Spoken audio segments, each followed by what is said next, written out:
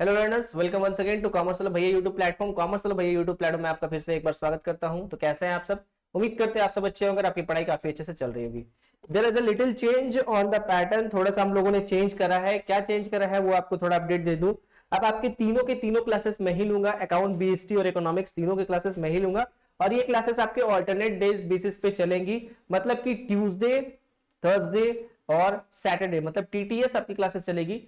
Tuesday आपकी, जैसे आज आपकी इकोनॉमिक्स होगी, इसके अगले क्लासेस में आपके क्या हो जाएंगे, अकाउंट्स होंगे, और उसके अगले क्लास में आपके क्या होंगे सर, बीएसटी होंगे।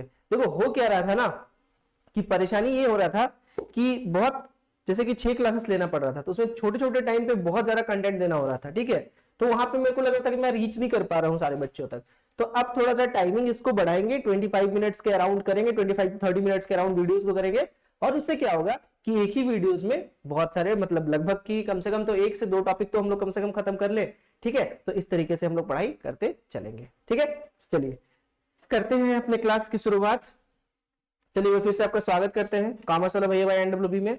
और हाँ, आप सभी का बहुत बहुत धन्यवाद कि आप लोगों के मदद से हम लोगों ने, हालांकि आपने वीडियो देख ही लिया होगा अमित सर का, आप लोग की मदद की वजह से हम लोग क्या कर पाए, हम लोग 1K सब्सक्राइबर पार कर लिए। और आप सभी का इसमें बहुत बहुत धन्यवाद, क्योंकि आप सभी के योगदान के बिना अगर ये नहीं होता, मतलब आप लोग का योगदान नहीं होता, तो हम लोग इतना आगे नहीं पहुंच पाते। ठीक है, तो चलिए एक बार फिर से स्वागत है आपका कॉमर्स वाला भैया बाय एनडब्ल्यूबी में। अगर चैनल में नए हैं तो अभी चैनल को सब्सक्राइब कर ले, बेल आइकन को प्रेस कर ले, उससे सारी की सारी नोटिफिकेशन आपको मिल जाएंगी। अगर आपने अभी तक हमारा टेलीग्राम चैनल कॉमर्स वाला भैया बाय एनडब्ल्यूबी करके जो है, उसे अगर आपने ज्वाइन नहीं करा है तो आप उसे ज्वाइन कर सकते हैं। उससे सारी नोटिफिकेशन आपको टाइम टू टाइम मिल जाया करेंगे। ठीक है, फर्दर आपको यहाँ पे एक नंबर भी दिख रहा होगा हमारा, जिस नंबर से अगर आपको कोई क्वेरी है तो आप हमें व्हाट्सएप के जरिए जुड़ सकते हैं। ठीक है, चलिए तो सर आज हमारा चैप्टर क्या है, वही लॉ ऑफ डिमांड का चैप्टर को आज हम लोग करेंगे खत्म। और खत्म करने के साथ साथ जो हमारा टॉपिक बचा हुआ था, जिसमें हम बोले थे पिछले क्लास में कि आपको exception of law of demand का कहानी बताएंगे। और exception of law of demand को बताने के साथ साथ आज हम लोग कुछ और चीज भी करेंगे, जैसे कि contraction, extension, increase in demand, decrease in demand. ये जो छोटे छोटे टॉपिक्स थे, आज सबको खत्म करते चलेंगे। तो सर ये टॉपिक क्या जरूरी है बच्चे? प्रीवियस ईयर क्वेश्चंस में ऐसा देखा गया है कि difference between extension and contraction, या difference between sorry extension and increase in demand, या फिर कॉन्ट्रैक्शन और डिक्रीज इन डिमांड, या फिर difference between extension and contraction देखने को क्वेश्चंस मिलता है। तो उस क्वेश्चंस को हम लोग अगर पहले से पढ़े नहीं होंगे तो सॉल्व कैसे करेंगे? हालांकि आपको ये चीज पढ़ते के साथ पता चल जाएगा कि क्वेश्चन में पूछ क्या रहा है, बट फिर भी हम लोग आज की क्लास में इसको कंप्लीट करते हुए चलेंगे। सबसे पहले देखते हैं exception of law of demand. तो सर लॉ ऑफ डिमांड में आपने ये बता रखा था कि जिसका भी अगर प्राइस बढ़ता है दैट मींस डिमांड घटता है, प्राइस घटता है और डिमांड बढ़ता है। एक अपोजिट इनवर्स रिलेशन आपने बता रखा था। लेकिन कुछ ऐसे जगह पे और कुछ कुछ एजम्पशंस भी बता रखा था। ठीक है, एजम्पशंस में टेस्ट एंड प्रेफरेंसेस था, कंज्यूमर का इनकम था। ठीक है, लेकिन कभी कभी ऐसा क्या होता है, एक चीज मेरे को बताओ, ध्यान से समझना, कि अगर आपके इनकम में कोई चेंज नहीं है तो हो सकता है कि मेडिसिन में आपका खर्च ज्यादा बढ़ जाए। ठीक है, आपके इनकम में कोई चेंज नहीं आया है, आप देखें कि आपके पड़ोसी वाले एक कार खरीद करके लेकर के आए तो आप भी कार खरीद करके लेके आ गए। तो ये सारी चीजों को देखते हुए एक्सेप्शन ऑफ डिमांड में हम लोग पढ़ेंगे, exception of law, exception to the law of demand में पढ़ के चलेंगे। ठीक है, चलो देखो ध्यान से। सबसे पहले इसमें दिया हुआ है प्राइस एक्सपेक्टेशन। मेरे को एक बात बताना कि इन फ्यूचर अगर आपको लगेगा कि किसी भी चीज का प्राइस अगर फॉल करेगा तो उस कमोडिटी को आप आज परचेज करोगे? आज आप परचेज करोगे मान लेते हैं, लेकिन बहुत कम क्वांटिटी को परचेज करोगे। ठीक है, क्योंकि फ्यूचर में आपको ये लग रहा है कि उसका प्राइस घटने वाला है, तो उस टाइम आप ज्यादा परचेज करोगे। लेकिन इन केस अगर फ्यूचर में आपको ये लगेगा कि नहीं उसका प्राइस बढ़ सकता है, तो आप क्या करोगे, उस चीज को आज ही से खरीद खरीद करके क्या करोगे, स्टोर करना स्टार्ट कर दोगे। तो ये exception of law of demand है। यहाँ पे प्राइस घटे बढ़े उससे फर्क नहीं पड़ रहा है, लेकिन हमें फ्यूचर एक्सपेक्टेशन देखना पड़ रहा है। नेक्स्ट, टाइप्स ऑफ गुड, किस तरह का गुड्स है, सब्स्टिट्यूट गुड्स है या फिर कॉम्प्लीमेंट्री गुड्स है। तो सब्स्टिट्यूट और कॉम्प्लीमेंट्री गुड्स की कहानी ऑलरेडी पिछले क्लासेस में हम लोगों ने बता रखा है, लेकिन थोड़ा सा इसको समझेंगे। If the demand of the pen increases, अगर पेन का डिमांड बढ़ता है, then the demand of ink will increase. Pen का डिमांड बढ़ने से डिमांड ऑफ इंक्रीज, मतलब sorry, if the demand of the pen increases, अगर डिमांड बढ़ेगा पेन का, तो हम लोग कह सकते हैं demand of the ink will also increase. तो इंक का भी डिमांड अगर बढ़ जाएगा, कह सकते हैं क्या, कह सकते हैं। तो ये भी आपका क्या हो जाएगा, एक्सेप्शन का कहानी है। जबकि हम लोग इसका उल्टा पढ़े थे, कब, कॉम्प्लीमेंट्री में। ठीक है, next, taste of the consumer is change from the landline to the mobile. अब जब लोग लैंडलाइन पहले यूज करते थे, अब क्या हो गया, अब लोग यूज करना चाहते हैं क्या, मोबाइल फोन यूज करना चाहते हैं। ठीक है, तो change in taste and preferences, अगर टेस्ट एंड प्रेफरेंसेस या फैशन में कोई चेंज होता है तो वो भी आपका exception of law of demand कहलाता है। ठीक है, जैसे कि आज के टाइम पे जैसे मान के चलो कि एक कौन सा ड्रेस का एग्जांपल ले ले, चलो एक लड़कियों का ड्रेस का एग्जांपल ले ले। जैसे कि आप कोई भी अगर आप फेस्टिवल देखोगे, उस फेस्टिवल में किसी ड्रेस को इतना हाइप बनाया जाता है कि वो ड्रेस पॉपुलर हो जाती है उस टाइम के लिए। ठीक है, तो वो ड्रेस, जैसे कि अभी आप एग्जांपल ले लो, अभी जैसे कौन सा ड्रेस ट्रेंडिंग है यार, अभी लोग ज्यादातर ट्रेडिशनल ड्रेस मतलब ट्रेडिशनल ड्रेस को यूज नहीं करना चाहते हैं, अब लोग वेस्टर्न ड्रेस को फॉलो करते हैं। ठीक है, तो ये क्या होता है, वेस्टर्न में भी बहुत सारे टेस्ट होते हैं, मतलब अलग अलग तरह का। ठीक है, तो अलग अलग तरह का ड्रेस होता है। जैसे कि हम लोग छोड़ दो, लड़कियों के बारे में उतना जानकारी नहीं, तो लड़कों का ही एग्जांपल ले लो। आजकल देखोगे लड़के फटे फटे जीन्स पहनते हैं। ठीक है, बहुत मतलब हमने आपने भी पहन रखा होगा, लेकिन उतने ज्यादा नहीं, और एक जीन्स का मल्टी कलर पहनते हैं। ठीक है, तो ये क्या है, टेस्ट एंड प्रेफरेंसेस में चेंज होना। क्या खराब है क्या अच्छा है वो मैं नहीं बोल रहा हूँ, मैं ये बोल रहा हूँ कि टेस्ट एंड प्रेफरेंसेस में चेंज होना।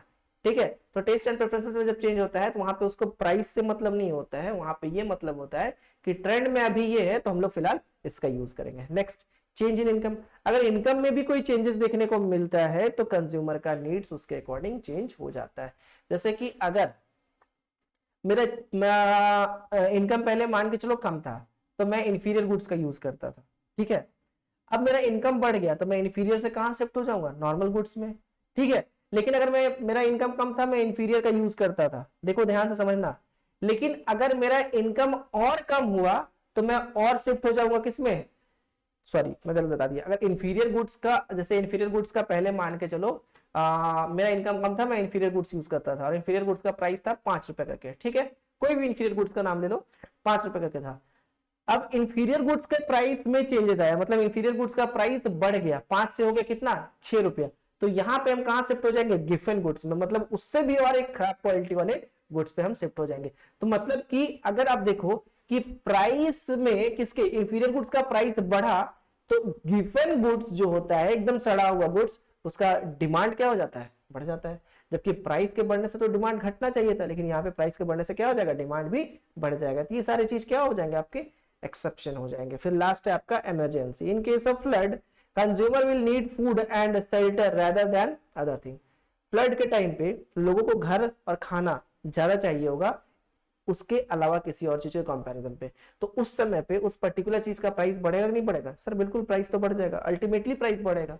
ठीक है, लेकिन क्या लोग उसका यूज करना बंद कर देंगे, नहीं, इमरजेंसी गुड्स है। फॉर एग्जाम्पल देखो, कोविड के टाइम पे एक मेडिसिन था रेमडेसिविर करके, ठीक है, जो कि बहुत महंगा नहीं था, लेकिन उसका इतना काला बाजारी हुआ क्योंकि लोगों को इतना जरूरत पड़ गया कि वो इमरजेंसी केस पे जितना ज्यादा हो सके उसको पे करके लोग खरीदना चाह रहे थे, क्योंकि वो लाइफ सेविंग की तरह काम कर रहा था। ठीक है, अब मैं आपको बोला था कि मैं एक और गुड्स को बताऊंगा। अच्छा, expected rise in future price ये बता दिया क्या, हाँ सर ये तो बता दिया। अब आपका बच गया, चलो कुछ कुछ मैं लिख रखा हूं। एक था वेबलिन गुड्स, शायद मैं लिखा हूं प्रेस्टीजियस गुड्स, अच्छा चलो हाँ इसको ही नाम कर दूंगा वेबलिन गुड्स। देखो गिफिन पैराडॉक्स, गिफिन पैराडॉक्स किसके नाम पे दिया गया है सर, गिफिन पैराडॉक्स के नाम पे, ये एक बंदे हैं उन्हीं के नाम पे ये नाम है। ठीक हो, देखो वेस्टर्न में यूरोपियन में क्या था ना, यूरोप में क्या था कि लोग पहले अपना ही नाम देने के लिए बहुत लोग उतारू होते थे, दोनों का कोई मीनिंग नहीं है, गिफिन और सड़ा हुआ गुड्स का कोई मीनिंग नहीं है, लेकिन यहाँ पे नाम दे दिया गया है। तो देखो Giffen paradox arises when one of the two consumption is superior other is inferior, one of the two is superior other is inferior, तब हम लोग यहाँ पे गिफिन गुड्स का यूज करते हैं। तो when inferior goods are those goods which are consumed by the consumer due to their low income. तो जब इनकम लेवल कम होता है तो लोग क्या करते हैं, इंफीरियर गुड्स का इस्तेमाल करते हैं। लेकिन कुछ केसेस में ऐसा देखा जाता है कि when price of inferior decreases, inferior goods का जब प्राइस डिक्रीज होता है, then the consumer decreases the consumption of the inferior goods due to their income increase purchasing power. क्योंकि अगर इंफीरियर गुड्स का प्राइस, देखो इंफीरियर गुड्स का price समझना यहां पे ध्यान से, प्राइस अगर कम होता है तो लोग किसका कंजम्पशन बढ़ा देंगे। मेरे बच्चे एक बात समझना कि अगर इंफीरियर गुड्स का प्राइस अगर कम होता है तो लोग यहाँ पे कंजम्पशन क्या करेंगे, लोगों का परचेजिंग पावर बढ़ जाएगा। क्या हो जाएगा, परचेजिंग पावर बढ़ जाएगा। ठीक है, तो जब लोगों का परचेजिंग पावर बढ़ जाएगा तो लोग इंफीरियर गुड्स का यूज करेंगे, नहीं सोचेंगे कि थोड़ा नॉर्मल गुड्स का इस्तेमाल कर ले। लेकिन अगर इंफीरियर गुड्स के प्राइस में अगर बढ़ोतरी देखने को मिला, अगर बढ़ गया है, तो लोग कहां शिफ्ट हो जाएंगे, क्योंकि उनका तो परचेजिंग पावर यहाँ पे क्या हो जाएगा सर, परचेजिंग पावर तो यहाँ पे घट जाएगा। तो जब भी परचेजिंग पावर मेरे बच्चे अगर घट जाएगा, दैट मीन्स लोग कहां पे शिफ्ट होंगे, फिर लोग क्या करेंगे, लोग गिफ्ट गुड्स खरीदना स्टार्ट करेंगे। किसको खरीदना स्टार्ट करेंगे, गिफ्ट गुड्स, जो कि सड़ा हुआ का भी एक नीचे वाला क्वालिटी, मतलब इंफीरियर गुड्स के भी एक डाउन क्वालिटी है, जिसको गिफ्ट गुड्स कहा जाता है। ठीक है, एक बार पढ़ देता हूं। व्हेन द, ये हो गया,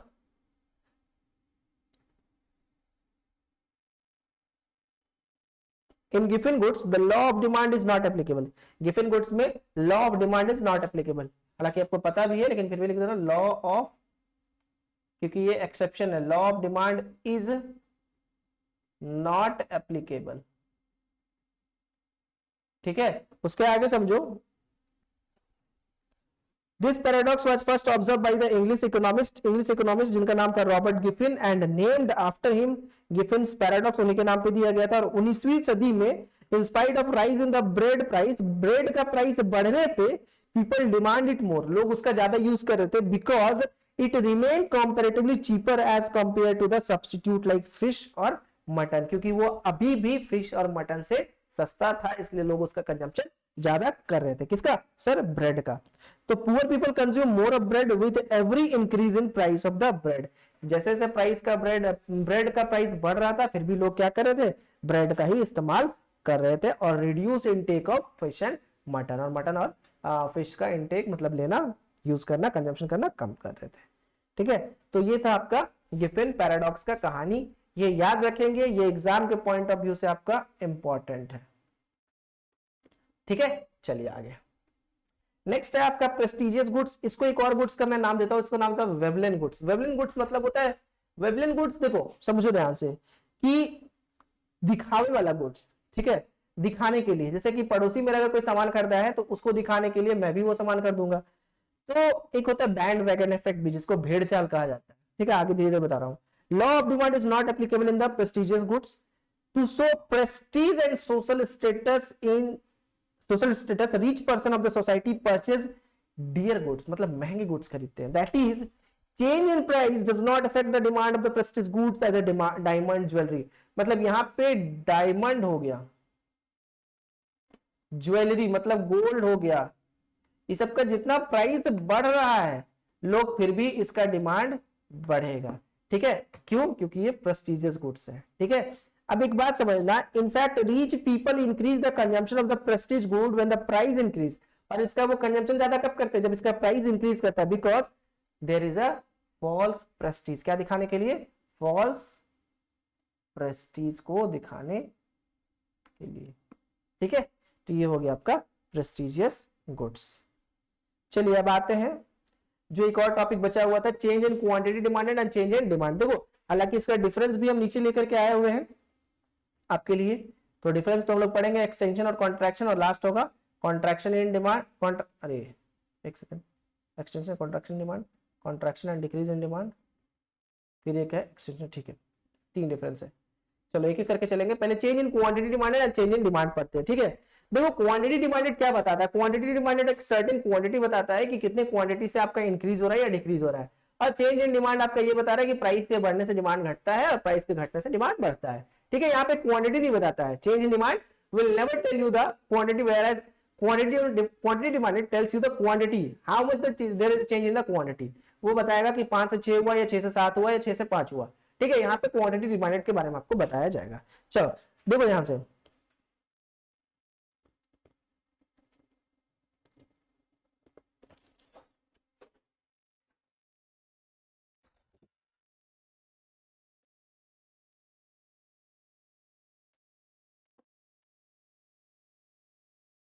दो था, एक था चेंज इन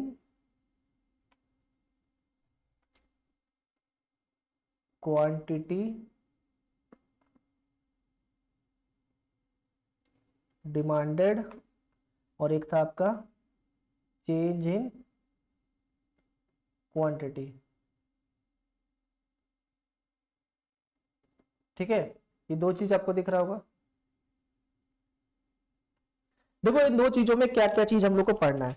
देखो चेंज इन क्वांटिटी डिमांडेड बात करेगा तो उसमें हम लोग पढ़ेंगे क्या, मूवमेंट ऑफ डिमांड कर्व। क्या पढ़ेंगे, movement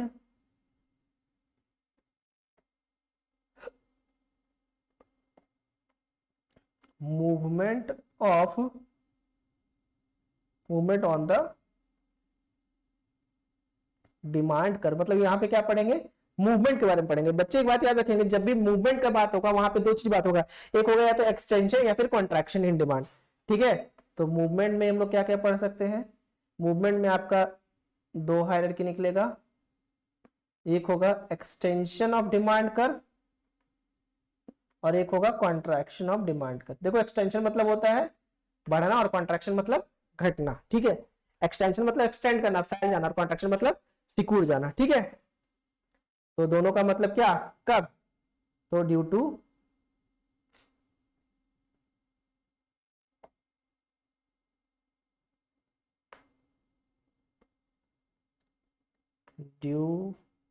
to change in prices. ठीक है, अब नेक्स्ट आपका हो गया चेंज इन डिमांड। अरे क्वांटिटी क्यों लिख दिया मैं,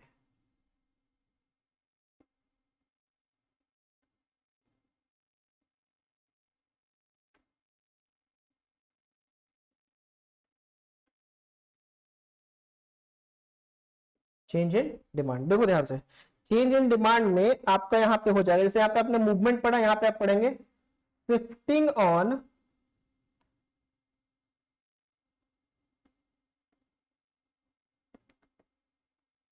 शिफ्टिंग ऑफ डिमांड कर्व। क्या होना, शिफ्ट होना। ठीक है, उसके बाद शिफ्ट में यहां पे दो हायरार्की बनेगा, एक बनेगा आपका इंक्रीज इन डिमांड कर्व या फिर अपवर्ड या फिर राइट। ठीक है, यहां पे होगा डिक्रीज, तो ये हो जाएगा डाउनवर्ड और फिर हो जाएगा leftward, shift of demand curve. ठीक है, तो ये एक कॉन्सेप्ट के तौर पे ये याद रखेंगे बच्चे, तभी जा करके अगर ये आपके दिमाग में बैठ गया तो समझ लो आपका बन जाएगा। मूवमेंट में एक्सटेंशन और कॉन्ट्रैक्शन और शिफ्ट में इंक्रीज और डिक्रीज। ठीक है, इंक्रीज में क्या होगा, अपवर्ड होगा और राइटवर्ड शिफ्ट होगा, और डिक्रीज में क्या होगा, डाउनवर्ड होगा और लेफ्टवर्ड शिफ्ट होगा। ठीक है, चलिए अब एक एक करके हम लोग पढ़ते हैं। क्या, सबसे पहले पढ़ेंगे extension of demand curve.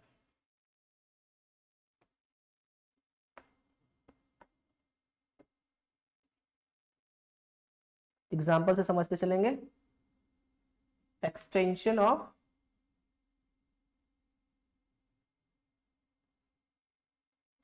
Demand curve. ठीक है, देखो एक्सटेंशन मतलब क्या होता है, डिमांड कर्व का एक्सटेंड करना, बढ़ना, फैलना।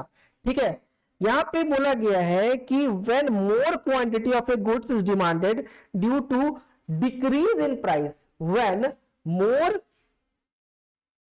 लिख देता हूं, when more quantity of a goods is demanded due to decrease in price, तो इसको क्या कहेंगे, एक्सटेंशन ऑफ डिमांड कर्व। देखो ध्यान से समझो कि जैसे कि एग्जांपल ले लो, यहां पे ले लो मैंगो का सीजन है, मैंगो ले लो, और यहां ले लो मैंगो का प्राइस ले लो, यहां पे मैंगो का डिमांड ले लो इन यूनिट्स। ठीक है, प्राइस तो रुपीज में ही होगा। पहले मान के चलो 5 रुपए प्राइस था, तो कितना यूज हो रहा था 10, अब प्राइस कितना हो गया 3 रुपया, तो यूज कितना हो रहा है 20। तो आपको क्या दिख रहा है कि एक्सटेंशन ऑफ डिमांड कर मतलब कि प्राइस के घटने से डिमांड में चेंजेस आया है। तो देखो इसका ग्राफ कैसे बनाएंगे, छोटू सा एक ग्राफ बनाते हैं बच्चे, ठीक है। आज आपको मेरा वॉइस थोड़ा लो लग रहा होगा, एक्चुअली मैंने कल ही ब्लड डोनेट कर रखा है, तो थोड़ा मेरे को अंदर से फीलिंग अच्छा वाला नहीं आ रहा है, बट क्लासेस लेना है क्योंकि पिछले वीक में क्लास नहीं ले पाया था, कुछ हॉस्पिटल का रीजन हो गया था जिसके कारण क्लास नहीं ले पाया था।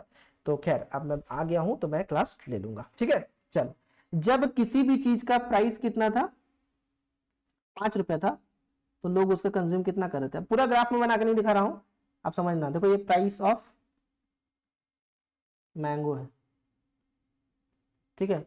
कितना रुपया था, 5 रुपया था, तो यूज कितना हो रहा था, 10 यूज हो रहा था। प्राइस घट के कितना हो गया, 3 रुपया हो गया, तो यूज कितना होने लगा सर, यूज होने लगा 20। प्राइस घट कितना हो गया, 3 रुपये। देखो प्राइस घटा, डिमांड बढ़ा, तो यहाँ पे आपको क्या दिख रहा होगा, कुछ इस तरह का रिलेशन बनते हुए डिमांड का दिख रहा होगा। तो ये पहले मान के चलो यहाँ पे पॉइंट एक्स था, यहाँ पॉइंट वाई था, ठीक है। तो ये जो पॉइंट आपको दिख रहा है ये क्या हो रहा है सर, यही तो पॉइंट कहलाता है क्या, एक्सटेंशन ऑफ डिमांड कर्व। ये क्या हो गया, एक्सटेंड हो गया, ठीक है, एक्सटेंशन ऑफ डिमांड, ठीक है। डिमांड यहाँ पे क्या हो गया, एक्सटेंड हो गया, ठीक है। उसी तरीके से कॉन्ट्रैक्शन का भी पढ़ते हैं फटाक से, चलो सेकंड नंबर, ठीक है। अभी हम लोग किसे पढ़ रहे हैं, तो सर अभी हम लोग मूवमेंट का पढ़ रहे हैं, उसके बाद पढ़ेंगे किसका, शिफ्ट का पढ़ेंगे, ठीक है। उसके बाद आ गया आपका कॉन्ट्रैक्शन। तो कॉन्ट्रैक्शन में जस्ट उल्टा हो जाएगा, ठीक है। जो वहां पे ऊपर में लिखे थे उसका vice versa, vice versa of extension of, ये मत लिख देना, ऊपर में जो लिखा हुआ उसका उल्टा लिख देना, ठीक है। अरे यार, वाइसे वर्सा ऑफ एक्सटेंशन, है ना, उल्टा। चलो देखो थोड़ा ध्यान से, मान के चलो, चलो बैक ग्राफ बनाता हूं, ठीक है।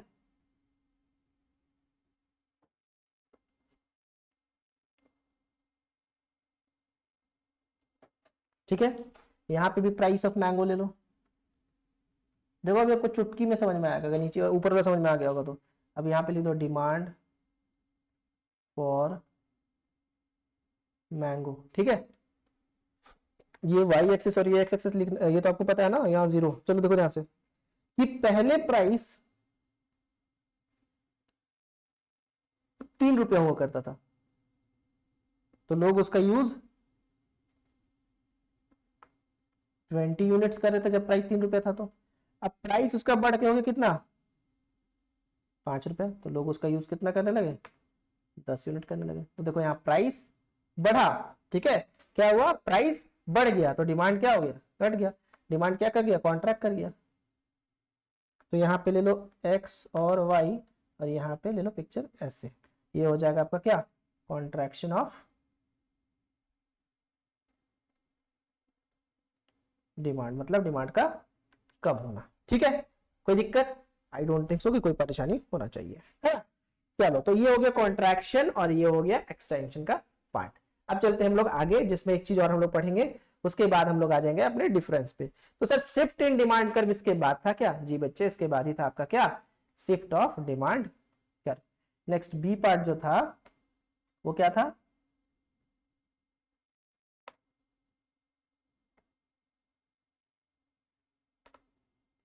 शिफ्ट इन डिमांड कर्व, ठीक है। डिमांड करके कर्व के शिफ्ट में क्या था, तो एक था इंक्रीज था और एक था डिक्रीज था, ठीक है।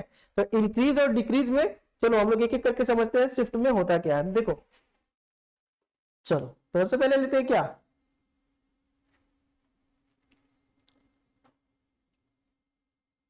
सबसे पहला केस लेते हैं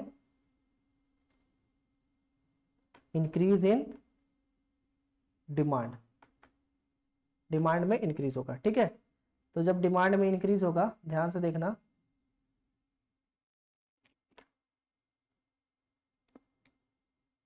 ये हो गया वाई एक्सिस, ये हो गया एक्स एक्सिस, ये हो गया 0, ठीक है। ये प्राइस में क्या है सर, प्राइस 10 रुपया था, पहले इतना क्वांटिटी खरीद रहे थे, ध्यान से देखना, क्वांटिटी कितना हो रहा था 5, ये क्वांटिटी डिमांडेड है और ये प्राइस है आपका, प्राइस कितना रुपया है 10 रुपया। अब प्राइस में कोई चेंजेस नहीं है बच्चे, याद रखना, लेकिन डिमांड में क्या हो गया, चेंज हो गया। तो पहले 5 डिमांड में कितना हो गया, क्वांटिटी डिमांड 10 हो गया। तो सर मतलब यहाँ पे प्राइस में नो चेंज लेकिन डिमांड में चेंज। तो पहले प्राइस कितना हुआ करता था 10 रुपया, सर अभी भी प्राइस कितना है 10 रुपया, लेकिन डिमांड में चेंज कितना आ गया, सर इतने का चेंज दिख रहा है, कितना का 5 का चेंज दिख रहा है। तो इसको क्या बोलेंगे, इंक्रीज इन डिमांड, बस डिमांड में चेंज हुआ, ओनली इंक्रीज इन डिमांड। ठीक है, एक बार मैं शिफ्ट का केस आपको पढ़ के बता दे रहा हूं, वो आप थोड़ा सा नोट कर लेंगे कि when demand of a goods change due to the other factor than the price, when demand of a goods change due to other factor than a price के अलावा फैक्टर जो होता है जैसे कि like taste and preferences, fashion, income, initial demand curve shift, either या तो अगर बढ़ेगा तो राइटवर्ड की शिफ्ट होगा और घटेगा तो लेफ्टवर्ड की ओर शिफ्ट हो जाएगा। तो याद रखना फैक्टर अदर देन प्राइस, तो ये हो जाएगा क्या आपका डिमांड शिफ्टिंग वाला केस हो जाएगा। ठीक है, तो वही आप आ जाते हैं क्या, सर अगर इंक्रीज का बता दिया तो डिक्रीज का ही बता दो, तो डिक्रीज में कुछ थोड़ी चेंज हो जाएगा, डिक्रीज में भी क्या हो जाएगा सर वही चीज हो जाएगा, क्या हो जाएगा वही चीज हो जाएगा। कैसे सर बताना जरा, ये y, ये x, ये 0, पहले प्राइस कितना हुआ करता था, प्राइस में कोई चेंजेस देखने को मिलेगा क्या, सर प्राइस में तो चेंज नहीं दिख रहा है यहाँ पे, चलो देखते हैं।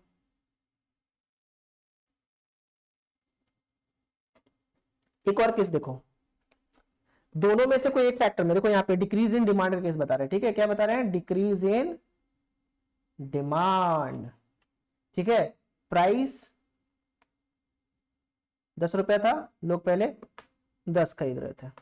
ठीक है, प्राइस उतना ही रह गया, लोग कितना खरीदने लगे 5 खरीदने लगे। तो ये हो गया आपका क्या डिमांड कर्व की ओर लेफ्टवर्ड की ओर शिफ्ट हो गया, ये D1 ये D2। ठीक है, तो ये आपका डिक्रीज इन डिमांड का केस है ना। चलो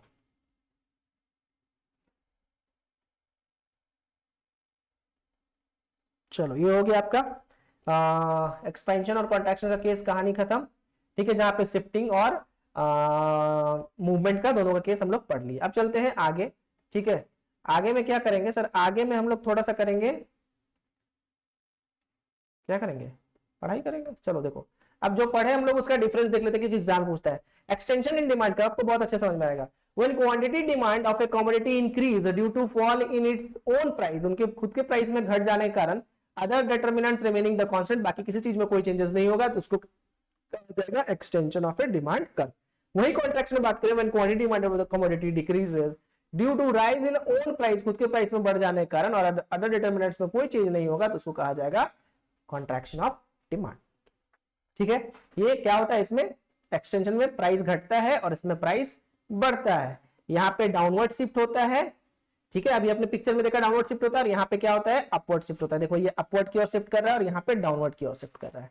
ठीक है, पहले जब प्राइस कितना था 10 रुपया था, जब 15 रुपया था तो इतना खरीद रहे थे, जब 20 रुपीज हुआ तो 100 खरीदने लगे। सॉरी, पहले जब 20 रुपीज प्राइस था तो इतना खरीदते थे 100, और जब प्राइस 15 रुपया हुआ तो यहाँ पे 150 यूनिट खरीदने लगे। ठीक है, वही कॉन्ट्रैक्शन में जस्ट इसका उल्टा हो जाएगा। नेक्स्ट, कॉन्ट्रैक्शन इन डिमांड और डिक्रीज इन डिमांड का डिफरेंस देखो। कॉन्ट्रैक्शन मतलब क्या होता है, घटना, अपवर्ड शिफ्ट करना। वही डिक्रीज इन डिमांड में भी वही चीज होगा, घटना होगा, लेकिन ध्यान समझना कि डिक्रीज कॉन्ट्रैक्शन आपका जो केस था ये था मूवमेंट का केस, वही डिक्रीज इन डिमांड जो था ये था आपका शिफ्टिंग। शिफ्टिंग याद रखना, शिफ्टिंग। ठीक है, प्राइस में no changes, other thing remain, price में कोई चेंजेस नहीं था, बाकी सारी चीजों में चेंजेस था। तो when quantity demanded of a commodity decreases due to its own price, ये वही चीज है कॉन्ट्रैक्शन वाला ही, rise in price, upward movement. लेकिन डिक्रीज इन डिमांड में क्या था कि when quantity demanded of a commodity decreases due to unfavourable changes in the other thing, बाकी सारे डिटरमिनेंट्स में अनफेवरेबल चेंजेस हुआ, अचानक चेंजेस हुआ, तो उसको डिक्रीज इन डिमांड कहा जाएगा। Unfavourable changes in other determinants like price, like increase in income, sorry decrease in income, income घट गया, ठीक है कंज्यूमर का, या फिर rise in price of the substitute commodity, उसके जो सब्स्टिट्यूट कमोडिटी थे उसके प्राइस बढ़ गए, तो यहाँ पे आपको क्या देखने को मिलेगा, लेफ्टवर्ड शिफ्ट और डिमांड कर। देखो यहाँ पे जब डिक्रीज होता है तो किधर की ओर शिफ्ट होता है, लेफ्टवर्ड शिफ्ट होता है। देखो यहाँ पे देखे थे आपने, यहाँ लेफ्टवर्ड इधर की ओर गया और यहाँ पे राइटवर्ड शिफ्ट हुआ था, और यहाँ पे लेफ्टवर्ड। ठीक है, ये था आपका कहानी।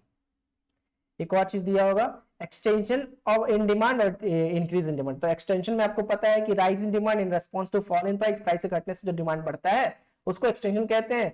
वही इंक्रीज इन डिमांड में refers to the rise in demand in response to change in the determinants of the demand, demand के डिटरमिनेंट्स में चेंज होने के कारण, और it is express in the movement, और ये होता है शिफ्ट के केस में। शिफ्ट किधर होता है, ये अपवर्ड की ओर होता है, और ये भी ऊपर की ओर जाता है, लेकिन यहाँ पे बोल सकते हैं हायर पॉइंट में। ठीक है, तो ये था आपका बच्चे एंटायर पूरा चैप्टर खत्म हो गया, आपका पूरा चैप्टर खत्म हो गया। ठीक है, पूरा क्या हो गया, चैप्टर खत्म हो गया। मतलब कि सर अगर हम लोग माने कि लॉ ऑफ डिमांड हमारा पूरा खत्म हो गया क्या, जी लॉ ऑफ डिमांड आपका क्या हो गया, पूरा खत्म हो गया। लॉ ऑफ डिमांड में अब आपका कोई भी चीज ऐसा नहीं बचा है जो हम लोगों ने नहीं करा है। ठीक है, तो बाकी सारे अब हम लोग देखेंगे नेक्स्ट वीक में, चलेंगे नेक्स्ट चैप्टर पे। नेक्स्ट चैप्टर में आपका जो है बड़ा मजेदार चैप्टर है, price elasticity of demand. Price elasticity of demand बहुत ही मजेदार और इससे क्वेश्चंस आता है, मैथ्स के भी रिलेटेड क्वेश्चन आते हैं। चलिए तो मिलते हैं आपसे अगले सेशन में, तब तक के लिए बहुत बहुत धन्यवाद। पढ़ते रहिए अच्छे से, और वीडियो अच्छा लग रहा है तो लाइक कीजिएगा, ज्यादा से ज्यादा लोगों को शेयर कीजिएगा। Bye bye, take care, good night.